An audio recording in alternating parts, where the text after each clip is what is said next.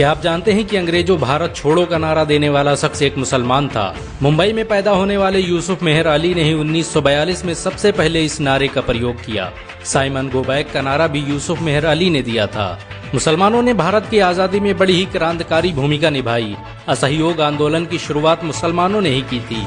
1920 में खिलाफत आंदोलन के दौरान मोहम्मद अली जौहर और मौलाना अबुल कलाम आजाद ने सबसे पहले अंग्रेजी प्रोडक्ट का बहिष्कार करने की रणनीति बनाई, जिसके बाद ये आंदोलन पूरे देश में फैल गया। असहयोग आंदोलन में मुसलमानों ने बढ़ चढ़ कर हिस्सा लिया।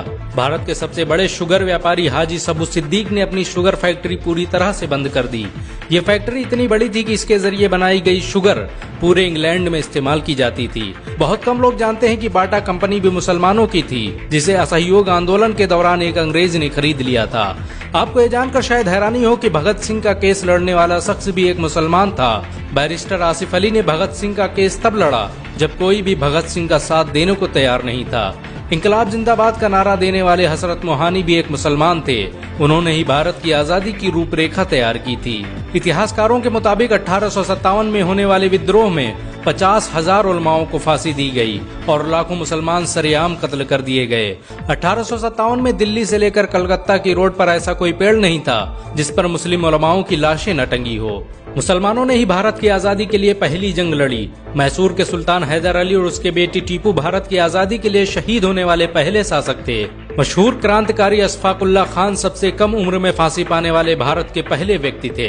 बहुत कम लोग जानते हैं कि जय हिंद का नारा एक मुसलमान आबिद हसन सफानी ने दिया था। ये नारा आज भी भारतीय सेना और शासकीय प्रणाली में सम्मान स्वरूप इस्तेमाल किया जाता है। तिरंगे का निर्माण करने वाली सुरैया तैयब जी भी एक मुसलमान थी। उन्होंने ही भारत के राष्ट्रीय ध्वज को वर्तमान रूप दिया था। कानपुर में पैदा होने वाले अजीमुल्लाह खान ने ही मादरे वतन भारत की जय का नारा दिया था, जिसमें बाद में कुछ सांप्रदायिक लोगों ने माता शब्द को जोड़ दिया। आपको ये जानकर शायद हैरानी हो कि भारत का पहला राष्ट्रीय गीत अजीमुल्लाह खान ने ही लिखा था। बहुत कम लोग जानते हैं कि मौलाना कासिम नानोतवी ने दारुल उलूम देवबंद की स्थापना अंग्रेजों को भारत से निकालने के लिए की थी। इस मदरसे का मकसद देश में ऐसे नौजवानों को पैदा करना था जो भारत की आजादी में योगदान दे सकें। रेशमी रुमाल आंदोलन की शुरुआत करने वाले मौलाना महमूदुल हसन और मौलाना उबैदुल्ला सिंधी दारुल उलूम देवबंद के ही छात्र थे। मौलाना उबैदुल्ला सिंधी ने सुभाष चंद्र बोस के साथ मिलकर भारत की पहली अस्थायी सरकार की स्थापना की थी और वह भारत के पहले गृह मंत्री भी थे। आपको ये जानकर शायद हैरानी हो कि मौलाना महमूदुल हसन ने ही 1920 में गांधी को महात्मा का लक़ब दिया था। उनका ये नाम इतना मशहूर हुआ कि पूरी दुनिया में गांधी महात्मा गांधी के नाम से जाने जाने लगे। महमूदुल हसन ने ही हकीम अजमल खान के साथ मिलकर 1920 में जामिया मिलिया इस्लामिया यूनिवर्सिटी की स्थापना की थी, ताकि भारतीय शिक्षा तंत्र को अंग्रेजों के चंगुल से आजाद करवाया जा सके। आपको ये जानकर शायद हैरानी हो कि काला पानी जैसी दर्दनाक सजाओं को पाने वाले 90% से अधिक लोग मुसलमान थे। अंडमान निकोबार में आज भी सबसे ज्यादा कब्रें मुसलमानों की हैं। मुसलमानों के अलावा दूसरे लोगों ने काला पानी से बचने के लिए न सिर्फ माफीनामे लिखे बल्कि अंग्रेजों की मुखबिरी भी की। मुसलमानों ने ही अंग्रेजों के खिलाफ सबसे पहले हथियार उठाए। 1772 में शाह अब्दुल अजीज ने अंग्रेजों के खिलाफ फतवा देते हुए ऐलान किया कि अंग्रेजों की गुलामी हराम है और हर मुसलमान पर फर्ज है कि वो अपने मुल्क और देश की आजादी के लिए खुद को कुर्बान कर दे।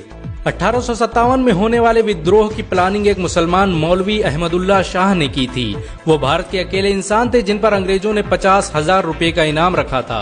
ये रकम इतनी बड़ी थी कि राजा जगन्नाथ ने पैसों की लालच में आकर अहमदुल्ला शाह की मुखबरी कर दी और अंग्रेजों ने उन्हें शहीद कर दिया। बहुत कम लोग जानते हैं कि 1857 में शहीद होने वाले 90% लोग मुसलमान थे। जालियांवाला बाग में जनरल डायर की गोलियों का निशाना बनने वाले अधिकतर लोग भी मुसलमान थे। भारत की आजादी का नेतृत्व करने वाले संगठन इंडियन नेशनल कांग्रेस के 9 से अधिक प्रेसिडेंट मुसलमान रहे। गांधी जी ने अफ्रीका में जहां वकालत की पढ़ाई की, वो कॉलेज भी एक भारतीय मुसलमान का था और वह जब भारत में आए तो उन्होंने आजादी के लिए अली ब्रदर्स के साथ काम करना शुरू किया, जो कि मुसलमान थे। बहुत कम लोग जानते हैं कि 1921 में केरल के मुसलमानों द्वारा अंग्रेजों के खिलाफ लड़ी गई जंग में 3000 से अधिक मुसलमान शहीद हुए थे और 50,000 मुसलमानों के जेल में कैद कर दिया गया था। ये आंदोलन मोपला मुस्लिम आंदोलन के नाम से जाना जाता है। 1942 में शुरू हुए भारत छोड़ो आंदोलन की रूपरेखा मौलाना अबुल कलाम आजाद ने तैयार की थी। संविधान निर्माता डॉक्टर भीमराव अम्बेडकर को पहचान दिलाने में मुसलमानों का बड़ा योगदान रहा है। 1946 में जब भीमराव अम्बेडकर दलित होने की वजह से इलेक्शन हार गए तो बंगाल मुस्लिम लीग ने उन्हें मुस्लिम इलाके से इलेक्शन लड़ने की दावत दी। इस तरह भीमराव अम्बेडकर संविधान सभा का हिस्सा बन सके। अगर मुसलमान भीमराव अंबेडकर को इलेक्शन न जिताते तो उन्हें कभी भारत के संविधान को लिखने का मौका न मिलता। भारत की आजादी के लिए सबसे ज्यादा लेख, शायरी, गीत और किताबें मुसलमानों ने ही लिखी। अल्लामा इकबाल के जरिए लिखा गया सारे जहां से अच्छा आज पूरे भारत में गाया जाता है। आपको ये जानकर शायद हैरानी होगी कि देश के लिए शहीद होने वाला पहला पत्रकार मौलाना मीर बाकर एक मुसलमान था। भारत की आजादी के लिए मुस्लिम राजाओं और महाराजाओं ने अपने खजाने खोल दिए। कोलकाता के हाजी उस्मान सईद ने अपना सब कुछ भारत की आजादी के लिए कुर्बान कर दिया। हाजी उस्मान की अमीरी का अंदाजा इसी बात से लगाया जा सकता है कि 1920 तक कोलकाता में बनने वाला हर स्कूल और हर बड़ी बिल्डिंग उन्हीं की थी। कोलकाता के पहले सुपर स्टोर कैश बाजार की बुनियाद हाजी सईद ने ही रखी थी, लेकिन बाद में उन्होंने अपनी सारी दौलत देश को दान कर दी और खुद एक किराए के घर में रहने लगे। अमीर हमजा और अब्दुल हबीब यूसुफ मरफानी जैसे मुसलमानों ने अपनी अरबों रुपये की संपत्ति देश की आजादी के लिए कुर्बान कर दी। सुभाष चंद्र बोस द्वारा अफगानिस्तान में स्थापित की गई सरकार में 9 में से 5 मंत्री मुसलमान थे। भारत की आजादी के लिए देश भर में मौजूद मस्जिदों को किलों की तरह इस्तेमाल किया गया। इन मस्जिदों में सुबह शाम हर वक्त भारत की आजादी के लिए ऐलान हुआ करते थे। आजादी के वक्त कोई मस्जिद ऐसी नहीं थी जिसकी दीवारों पर मुसलमानों का खून न लगा हो। इन सब के अलावा ऐसे करोड़ों मुसलमान हैं जिन्होंने भारत की आजादी और उसकी अस्मिता के लिए अपना सब कुछ कुर्बान कर दिया। सच तो ये है कि भारत की आजादी मुसलमानों के बगैर मुमकिन न थी। भारत आज भी आजादी के लिए मुसलमानों का एहसानमंद है। अगर एक मुसलमान होने के नाते आपको गर्व महसूस हुआ हो तो इस वीडियो को लाइक और शेयर जरूर करें। ऐसी और वीडियो को देखने के लिए हमारे चैनल को सब्सक्राइब करें, घंटा जरूर दबाएं।